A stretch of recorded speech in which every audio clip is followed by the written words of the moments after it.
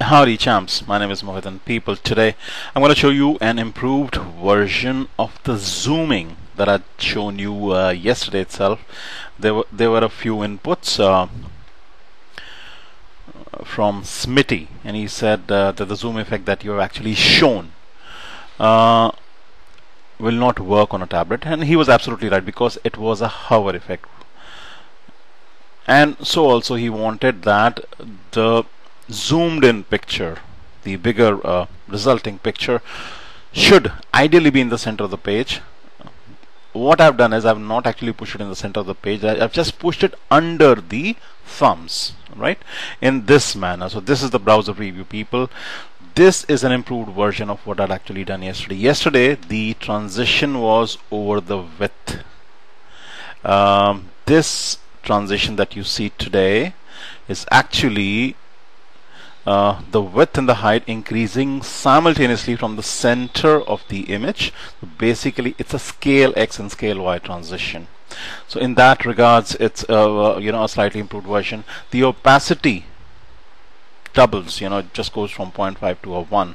So you have two transitions going on out here, the opacity transition and the scale transition. I don't know how many of you actually saw the CSS3 zoom effect that I'd shown yesterday, which was quite decent, quite I thought people liked it, but this is a lot improved over that. Okay, the final bigger resulting image that you see, if I hover over the different thumbs, is actually pushed inside a div which is fixed in nature. It has the position property set to fixed, and hence I'm able to control the exact position from the top and from the left where it should be placed. Right, this I've used some lorem ipsum, as you can very clearly see out here, only to show that using the Z index I can make sure that the layer or the stack order is over and above any surrounding elements. I've set the Z index or the fixed element, the fixed div, where all the bigger pictures are placed at a Z index of 10. That ensures it clears or is over and above every element. Right? I don't have two elements out here on the page, so 10 is a very safe value, but if you think that you are at a risk of getting obscured, you can go in for a higher value. Z index, mind you, works only on elements that have a position property set to fixed, relative or absolute, not static, which is also the default, people. Alright. The animation as always appears a little choppy when the screen recording is on, when the screencasting is on, which it is right now. I'm using Camtasia Studio to record the session, and in which case you see the animation always appears a little choppy. That is because my computer isn't strong enough to handle such resources. But on your computer without the screen recording, it should not be choppy at all. Now what's also amazing about the effect that you see right now is it's pure CSS.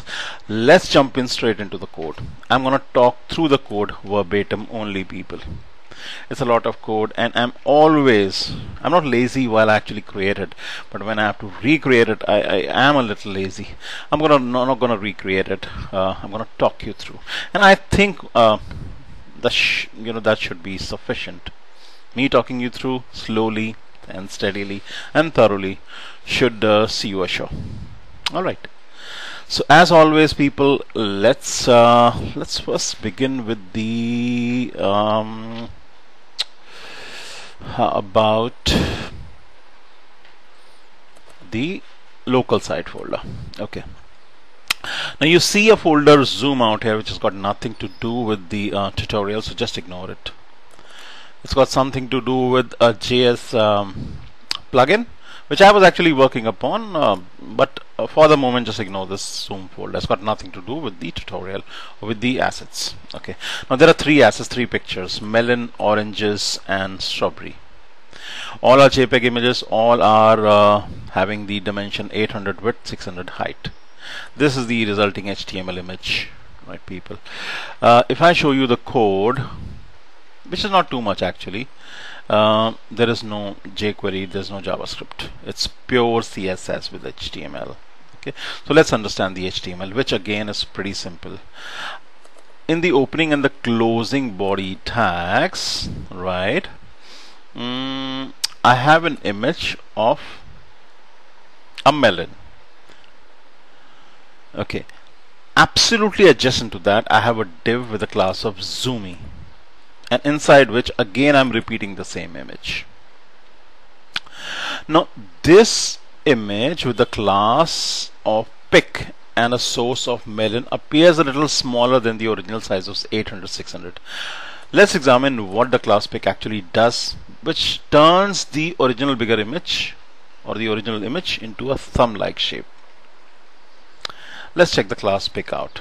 It says width of 200, a height of 150. Now the original dimensions of the images, all the three images that I've shown you, melon, oranges, strawberry, are 800/600. I'm actually dividing the number by 4 and the resulting number is 200/150. That ensures that the original image is shown like a thumb. I'm also ensuring the cursor property set to crosshair. That gives the impression when you hover that you're zooming onto something, right? Now I can even set it to a lens kind of a structure by creating a CUR image, but let's not get too difficult. Let's keep things simple. All right. Okay, now so this is actually the process through which, or the class through which, the original bigger image is being turned into a smaller thumb. So this smaller thumb, 1, 2 and 3, placed adjacent to each other, are the result of the class pic turning the bigger image into a smaller image by 1/4 the size. Okay, let's go down and focus back on the HTML. Notice that adjacent to the image, the first image, I have a div with a class of zoomy, and I place the same melon image inside the division. So see, the source is the same, and I've attached a class of pic big to this. Now this pic big class, let's examine the pic big class. Let's see what it actually does. I've used the -webkit -transform property, and then using the scale value of 0, 0, I'm ensuring that along the x and the y axis the scaling is absolutely null, which means that the object will not be rendered out. Notice also that I've used the -webkit -window prefix. Ideally I should support all browsers, but just for simplicity's sake I've not done that. People, you should check the cross browser compatibility. Use all the vendor prefixes like dash mouse dash o dash whatever after checking the browser compatibility, or else I've just for simplicity's sake I'm only supporting the WebKit browsers. Or else what you can do is you can get a file which is freely available off the internet called prefixfree.js.min.js, and link up with that file through the script tag, and then you can go prefix free.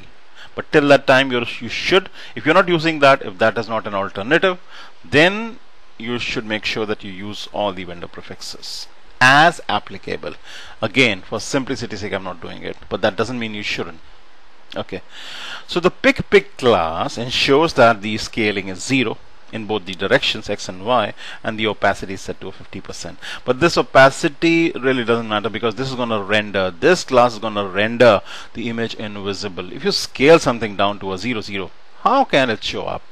Okay, so in the division with the class of zoomy, I have the same picture melon JPG of dimensions 800/600 being rendered invisible because of the class pic.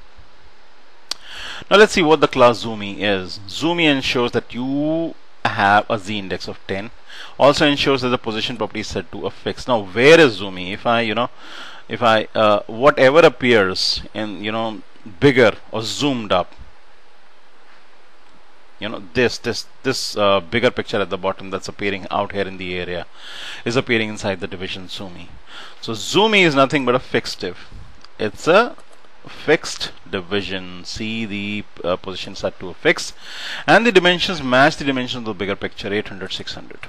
Z index set to a 10 ensures that it clears every other element, surrounding element, and because we are afraid that the surrounding elements may obscure the bigger picture, so we are ensuring that it clears everything else. So it's the stack order is set to a high value. 10 is a safe value because we don't have too many elements right now, but in your case you may have a lot of elements, so you can take up a higher value like 9900, whatever. Right, this display table is just not needed. Just get rid of it. I was just testing, and I needed to just set it for to table for a while. Let me just see if that actually makes any difference. Shouldn't. Yep. Okay. So yeah, so Zoomy is a division that ensures that the division are actually fixed, since it's attached to the division. And then since the position property is set to fixed, you can use the top and left properties and set it where exactly you want it. So I'm just ensuring that the bigger picture that appears, the zoomed up picture that appears, is just slightly away from the left edge and from the top edge of the smaller thumb. You see, actually all the pictures are of the same size. The very reason they appear like thumbs is because of the width and the height properties set to a smaller value. Mathematical computation set to 1/4 people. Right. So we have understood the first three classes quite clearly. The fourth class is again very easy to understand. The only class that's a little difficult to understand is the last one. But again, it's a compound rule, and I think I can easily talk you through. Alright. So let's see what pick hover is. This class, what is this compound rule? Pick hover. So when you hover over the picture, which picture? These are images with the class of picture. When you hover over them, what happens? When you hover over them, there's a multiple box shadow that's actually thrown all around. The first has an x displacement of 0, y displacement of 0, a blur value of 0, a spread of 2px, and a color of silver. Since there is no blur value, it will create a 2px or border kind of a structure, a hard edge. Okay, but then I've comma separated with another a box shadow, so I'm using multiple or dual box shadows. Again, x and y displacement of 0, blur value of 5px. So when you have an x and x and y displacement 0, or vertical and horizontal displacement 0, the box shadow or the drop shadow is going to go in all directions, all 4 directions. It's not going to be limited to 1 or 2 directions only. Alright, a blur value of 5px and a spread of 4px. So another subtle box shadow or drop shadow of slightly darker shade, #333. When you hover over the pictures, notice as I hover over the 3 different pictures, notice the cursor, notice the subtle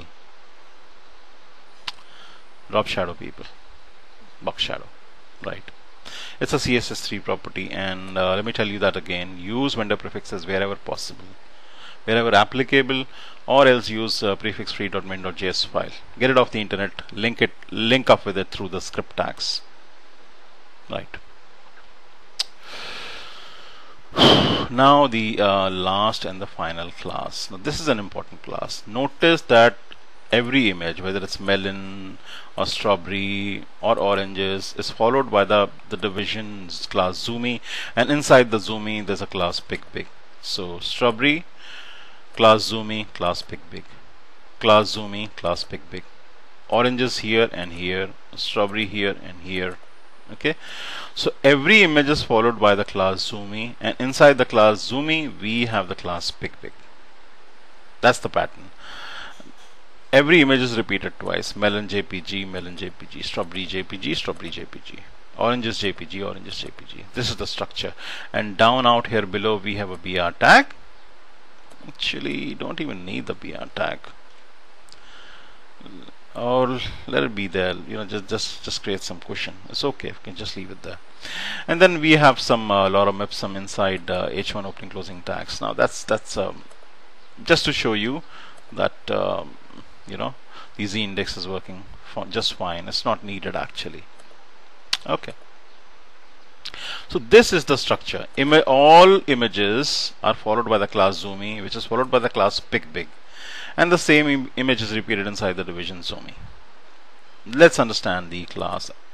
This class in the line number 28, the most important class. What I'm saying is I'm using an adjacent multiple selectors. I know, at the first look, at the first, when you just focus on the, or just see it for the very first time, the rule for the very first time, looks long and complicated and complex. It's not. In fact, just for a minute, close your eyes to this rule and just focus on this rule before the comma. Okay. It says class of pick in the active state. When does the active state actually occur? Now this is for the tablets people, because tablets will not use the hover state. They will only observe or execute the active state. That happens when you keep your mouse clicked and keep it that way, as long as the mouse button is clicked, or maybe your finger is actually pressing the image, or your stylus is doing that. You know, when the image is actually depressed through whatever medium, that's the active state. In the active state, the adjacent division zoomy, that has as the first child a class of pick big. So when you are actually clicking on this image, I'm actually targeting this. This is adjacent selector. See the plus sign out. A plus means the adjacent. The adjacent pick zoomy is this zoomy, not this zoomy, or this zoomy. The adjacent zoomy is this. Plus ensures that we are looking out for the adjacent element zoomy, and then targeting pick big, which is the first child inside zoomy, right? So okay, so somebody's actually clicked on the image. We want to do something to pick big class. What do we want to do? Change the transformation, change the transformation value of scale from 0 0 to 1 1. That will ensure that it will span back from a 0 0 to a 1 1. So what we are doing is basically expanding the image into its original size, popping it like a popcorn, boom, in all the 4 directions. Right? Also ensuring the opacity is undergoing a change of from 0.5 to 1. Also using the transition property and ensuring that the transformation happens over 400 milliseconds, and the opacity after a delay of 400 milliseconds undergoes a transition of in a span of 300 milliseconds. Why do we why have I used the delay? It's not necessary actually, but while the scaling is happening, I am actually not touching the opacity. I don't want the scaling and the opacity to happen together, so we can see them separately, distinctly. Very, very simple reason, people. So this is the delay and this is the execution time. We are using the transition shorten property. I'm fond of shorthands another way, and this is an example of using the transition shorten property. Okay, I'm also ensuring that the the bigger image that appears in the zoomy division should use the dual box shadow, absolutely the same or the duplicate of this, people. Notice both the lines are just the same. 25 and 32 are absolutely just the same. Dual box shadows. First one creating a hard edge with no blur value. The second one has a blur value and has a darkish drop shadow or box shadow. Technically it's called box shadow, right? So when you when the pick is in the active state, because the this is just for the hover state, you have a comma separated multiple selector out here. It's also called the group selector. In both these states, the active or the hover states, I would want the scaling going up from 0 to 1. Why do we have a hover and active state? Active state works only on the tablets, and hover and active both work on desktops, laptops, etc. That was the reason why I was needed to have both the states. All right, exactly. So people, this is how I am transforming an invisible image, rendered invisible out here because of the scaling, back to its original size through the transform property, scaling it back to 1 1. That's original size. All right, increasing the opacity. All right, people. So I will be winding up the tutorial out here, but let me advise you once again. Please use the vendor prefixes wherever applicable. I've used a lot of CSS3, You don't need to worry about the most most browsers, the contemporary modern browsers, because they support the CSS3 properties with gay and abundance. They are not miserly, but for the older browsers you still need to add vendor prefixes, or else use a file called prefixfree.min.js off the internet. If you still can't find it off the internet, write a mail to me, I'll send it to you. So people, I hope you found this information useful. I hope you found the tutorial fun and creative. Please comment, please subscribe if you still haven't. Please let me know if I did a decent improved version over what I did yesterday. I really love to hear from you people. I love to get suggestions. This tutorial was a result of a suggestion made by Smitty yesterday. Alright? So people, till next time, peace. Bye bye.